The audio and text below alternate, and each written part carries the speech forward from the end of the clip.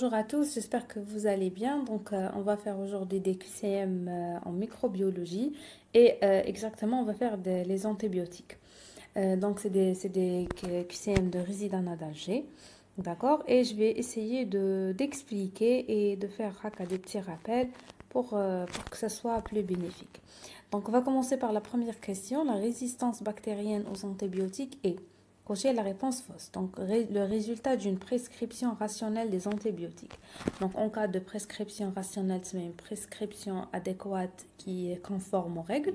Donc, on évite la résistance bactérienne. Donc, c'est une réponse fausse.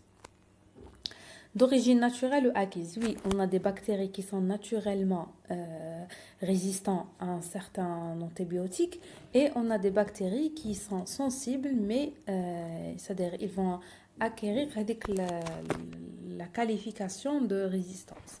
Et donc c'est juste. Le résultat d'une mutation du génome bactérien. Donc oui, on peut avoir une mutation du génome bactérien qui est responsable à l'apparition d'une résistance. De support chromosomique ou extra-chromosomique. Oui, donc on peut avoir une résistance avec un support chromosomique ou là extra-chromosomique qui met les plasmides ou là les résistances transmises par les plasmides. Un problème de santé publique, bien sûr, donc qui connaît une souche résistante, le traitement est difficile et donc c'est le phénomène ou là de plus en plus fréquent et donc ça constitue un problème de santé publique. Et donc la réponse fausse, c'est la réponse A.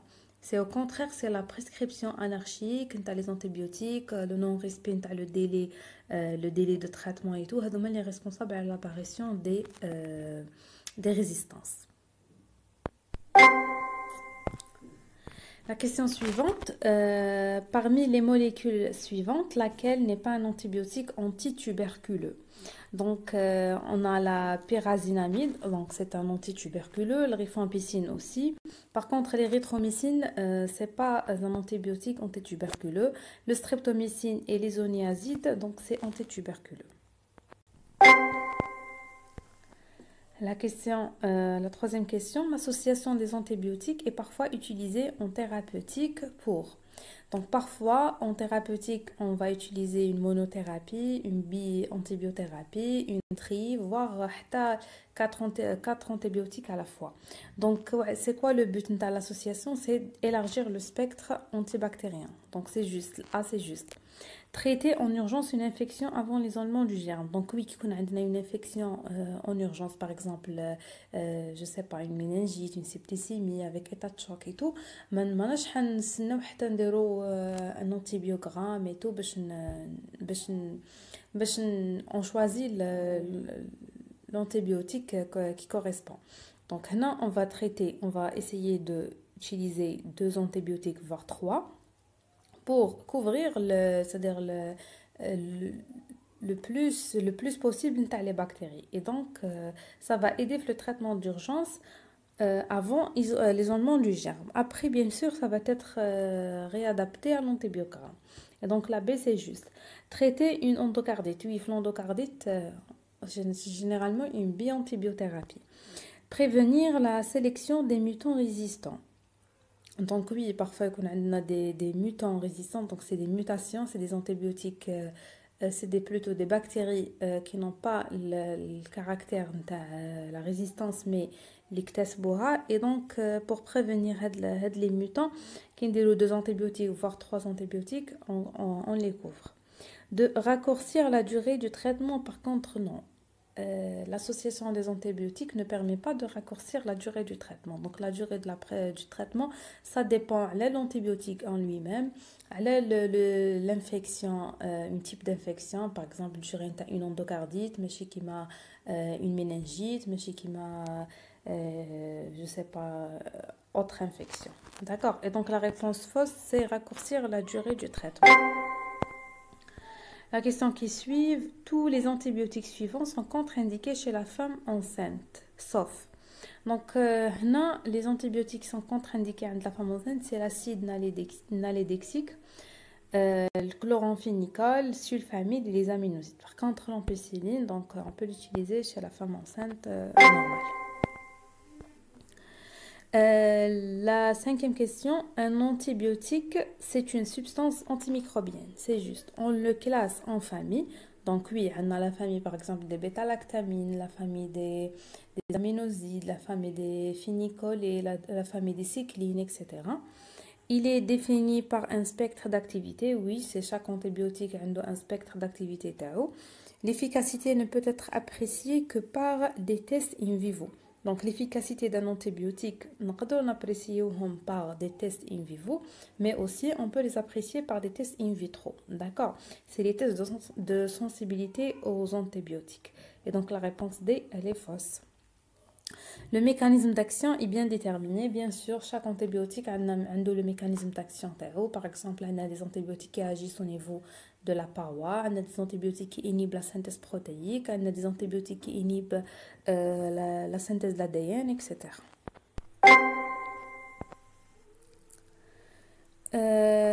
Alors, en cas de septicémie, l'antibiothérapie doit être. Donc, non, en cas de septicémie, on va associer deux antibiotiques, les synergiques et bactéricides. C'est ça la règle. En cas de septicémie, c'est une biantibiothérapie synergique et bactéricide. Les deux, les myconobactéricides. La question suivante, le mécanisme de l'action des bêta-lactamines.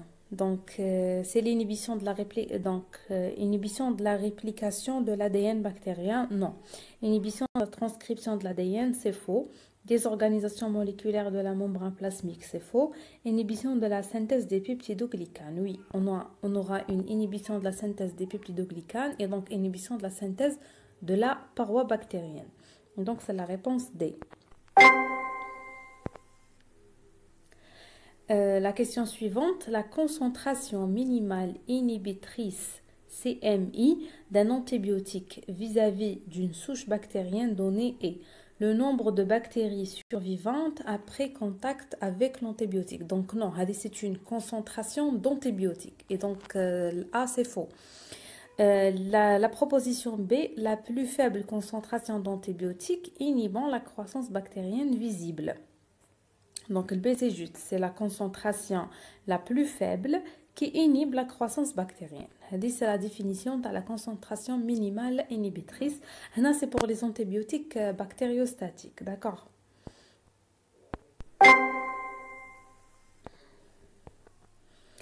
Alors, la question suivante, le choix d'un antibiotique pour le traitement d'une infection est basé sur les tests de sensibilité. Donc, bien sûr, les tests de sensibilité, l'antibiogramme et tout, c'est parmi les critères de choix.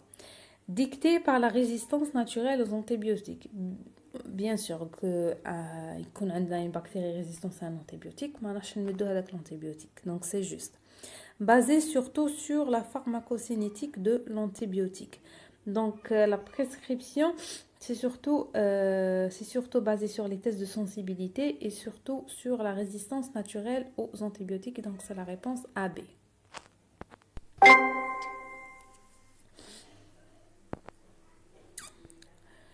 La question suivante, dans la cellule bactérienne, les structures suivantes sont une cible potentielle pour l'action des antibiotiques, sauf une, laquelle? Donc la paroi bactérienne pour, par exemple, les bêta-lactamines, donc c'est juste. La membrane cytoplasmique, donc c'est juste. Les ribosomes, l'ADN bactérien. Par contre, la membrane nucléaire, donc maintenant, des antibiotiques qui agissent au niveau de la membrane nucléaire. Mais par contre, que كاين sur la paroi, la membrane plasmique, les ribosomes, l'ADN, هذوما كاين.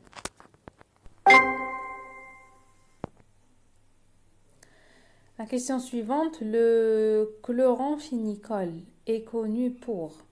Le chloramphénicol, donc il est connu pour son spectre large. Oui, il agit sur les cocci gram-positifs et gram-négatifs et sur les bacilles gram-positifs et gram-négatifs. Donc c'est un antibiotique à large spectre, d'accord?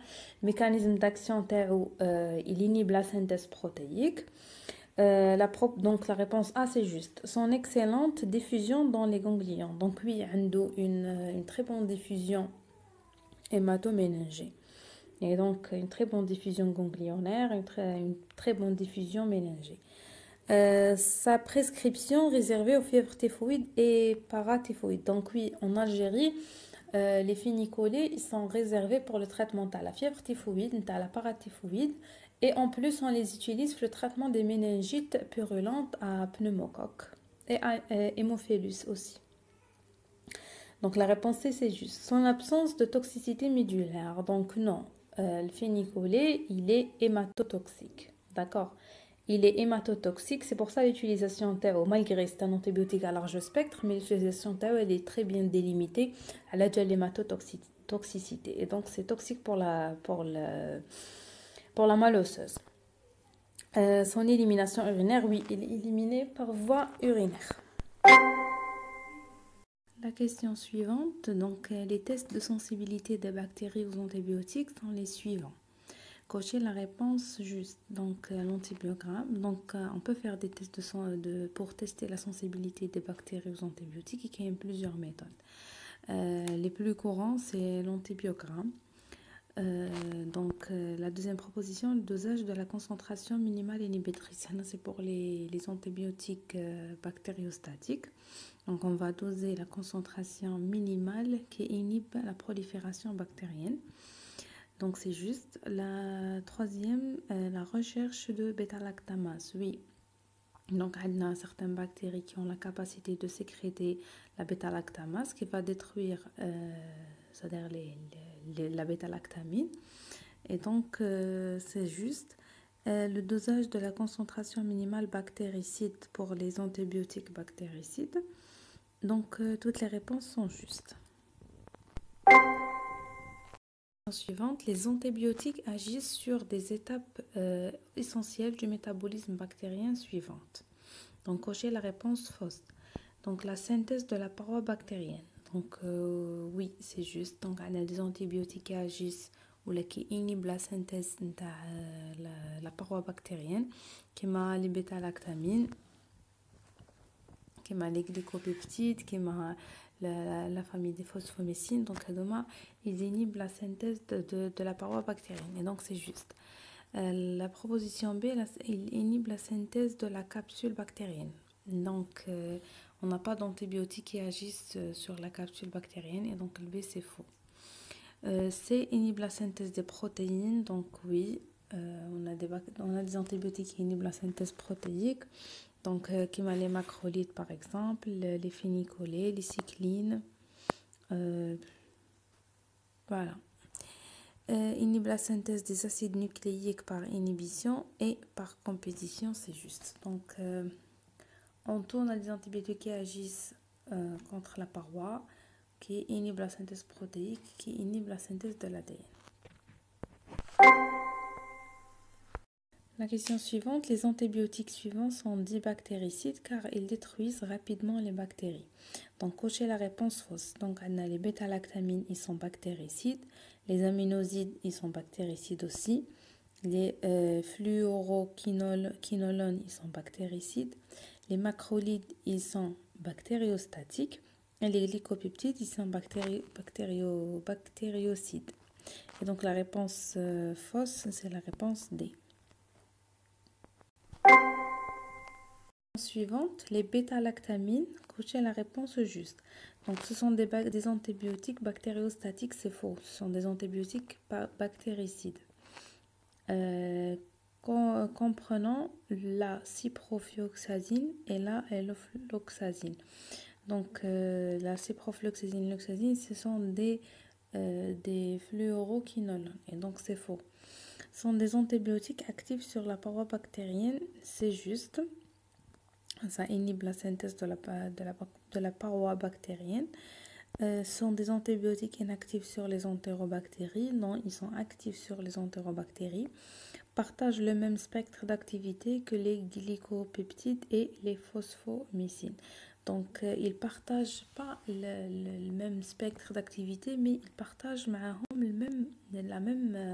même mécanisme d'action. Donc, ils agissent tous sur la paroi bactérienne, mais le spectre d'activité n'est pas le même.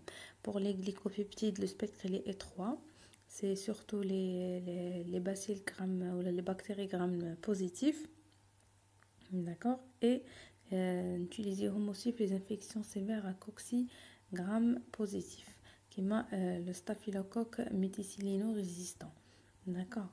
Et pour les phosphomycines, ça agit sur le staphylocoque et les entérobactéries. Par contre, les bêta-lactamines ont un spectre plus large.